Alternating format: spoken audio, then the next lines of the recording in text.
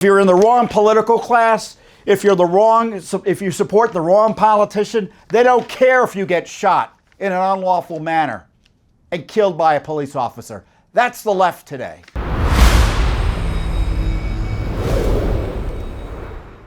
The only person killed on January 6th was an unarmed veteran, Ashli Babbitt. She was shot by a Capitol Hill police officer who, in theory, works for Congress and the U.S. government.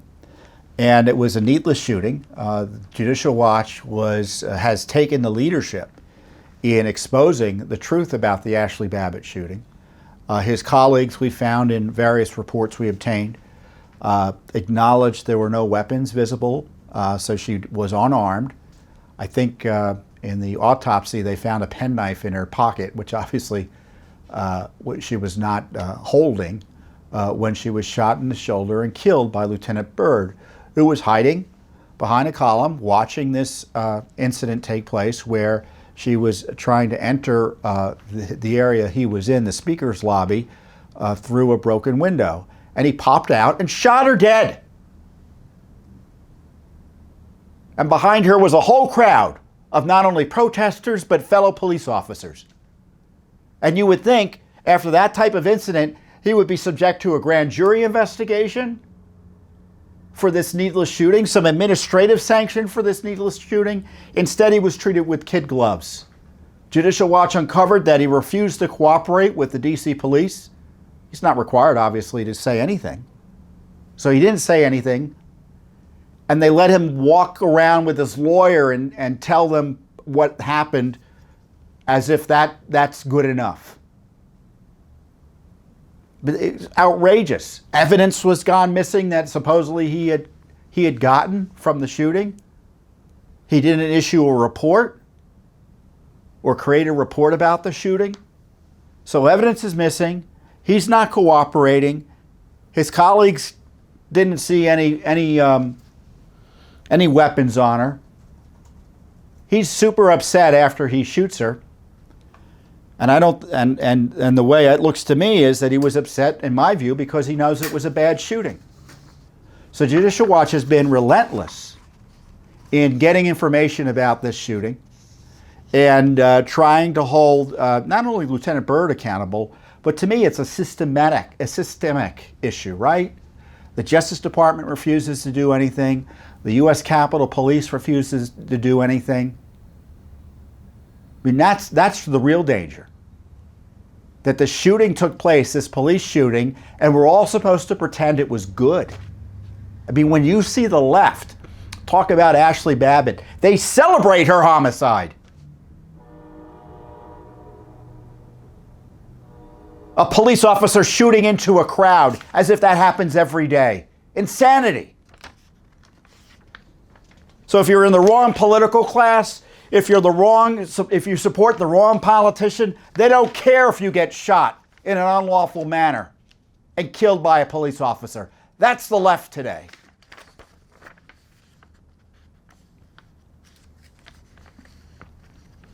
And as I said, our investigation has been wide and deep on this, and we uncovered information, and this is just shocking, that Lieutenant Byrd, after he shot Babbitt, in the immediate aftermath of the shooting, he was housed at Andrews Joint Base Andrews. I call it Andrews Air Force Base. I guess it's Joint Base Andrews now, which is a military base. What was he doing on a military base? Why was the military getting involved in a police shooting?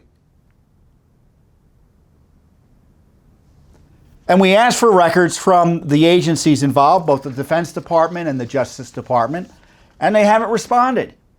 Now, they could say, hey, Judicial Watch, your information's wrong. We don't have any records he was there. Instead, they've ignored their requests and they haven't responded. So we sued. We sued the Pentagon and the U.S. Justice Department for records about his housing at Andrews Air Force Base, and I'm going to keep on calling it the old-fashioned way. By the way, at the time he was being housed there, no one knew who the shooter of Ashli Babbitt was. There was this secrecy, extraordinary secrecy. Imagine any other police shooting. I can't imagine any other police shooting where the name of the officer would be hidden for months until Byrd decides to release his own name in a friendly interview. I think it was with NBC News. So for all the January 6th noise you hear, it's only Judicial Watch that's figured out that it looks like our military had housed the police officer who killed Ashli Babbitt in a secretive way. And of course, in addition to all of that, and we've now filed a big federal FOIA lawsuit over it, we still have pending the lawsuit against the Pelosi Congress over the videos and the emails from January 6th that her police department and the oversight body in Congress has concerning January 6th. 14,000 hours of videos that have yet to be released under the law here, and at least 270 emails. What is Nancy Pelosi hiding about January 6th? This same, the Pelosi Rump January 6th committee is going around harassing American citizens, taking their phone records, leaking their texts, while hiding all of their emails. The Pelosi Congress hiding all their emails, hiding all the videos from that day. Supposedly it was the worst day in American history. Like 9/11, and they don't want to release one email about it or one video about it.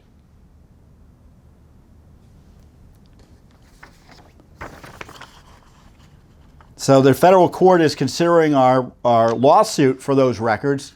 They haven't ruled. And just as a reminder, Nancy Pelosi thinks, her Congress thinks, and of course this is Schumer involved as well, that they have sovereign immunity, meaning that no one can sue them. You lawyers know what I mean by sovereign immunity. It means that you only can sue people, as this is my understanding as a non-lawyer, that you only can sue a government agency or a body such as Congress if the law allows you to, meaning that Congress has passed a law that allows itself to be subject to this suit. And there is a law, it's called the common law. It's been recognized, it goes back before time, before the Constitution, I mean. And it's the common law right that the public has to information from the government. And on top of saying that we have no right to even sue, they say, even if we had a right to sue, these records aren't important enough for the public to see them. That's the way Pelosi is playing shell games with the January 6th committee documents. Or I shouldn't say committee documents, these are January 6th congressional documents. Again, by her police force. So they're protecting the shooter of Ashli Babbitt, and they're hiding records about January 6th that could elucidate what happened that day, why there was no security, or so little security as to be as to actually encourage the disturbance that happened on January 6th. So I just love that Judicial Watch is taking the lead here. And again, it's wonderful we are, but isn't it concerning that we're alone in pursuing this, that we're the only ones doing the heavy lifting in that regard? Unbelievable. So I'll let you know what happens, what information we get about the information we have that Lieutenant Byrd was housed at Joint Base Andrews, housed by the military in the aftermath of the shooting. I want to see what I said about this. You know, it's funny because we do these great releases, and I put in all these great quotes, and I don't share them. So I'm going to share the quote. Hopefully it's better than what I've said. It is pretty good. I wrote it, so it's not that I don't remember it, everyone. This is a rather extraordinary January 6th cover-up of why the Defense Department was involved with the aftermath of the improper police killing of an unarmed woman and a veteran. And this lawsuit aims to get out that cover-up. So in many ways, it's, again, a super important lawsuit that it's really outrageous that Judicial Watch is the only one trying to track information like this down.